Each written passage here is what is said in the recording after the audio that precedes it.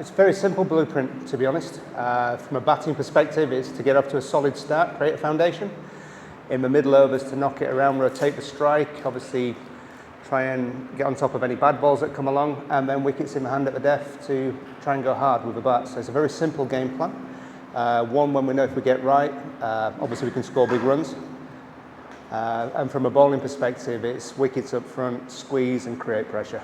And then obviously try and get wickets so we impact at the death. I think the wicket was okay. I think we saw that actually from a batting perspective it was difficult to start on. I think once the batsman got in it became easier, but I think certainly starting was difficult. That's what the guys are talking about. Equally we knew that obviously the new ball and the lights would do a little bit as well, so I was expecting a little bit of swing, which is what we got, to be honest. Do you know, I'm enjoying it. I think obviously with white ball comes a lot of fun, a lot of energy and a lot of excitement. And the ability to push boundaries as well, and that's what we're trying to do. I mean, I want my dressing room, I want them to feel that they have the wings to fly and express themselves really, and that's my job, is to give them the confidence to do that. And when you see them do it, it's very fulfilling as a coach. So I think as a group, that's what we're trying to do, and we are a growing team. It's a team that's expanding all the time and getting better, and we've just got to create the environment where they can continue to do that.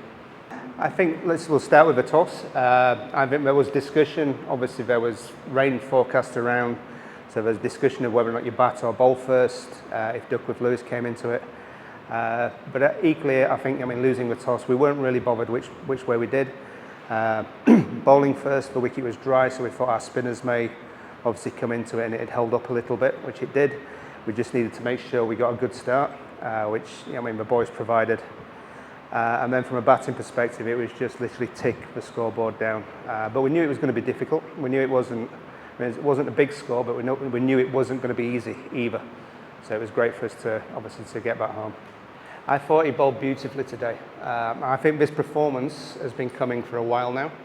Obviously, he's had some great experience in the IPL, and then he came to the World Cup qualifiers with us, and he did a lot of work on how to bowl with a newer ball. And we did a couple of little tweaks, not so much to his action, it's more run-up, but just give him access to the stumps, and he found he got more control through that. So I've got to credit the player himself to start with. He's worked very hard, and he absorbs information very well, and the coaching staff as well here at Sri Lanka for the hard work that they've put in. From my point of view, it's a pleasure to work with. He does it his way, which is great.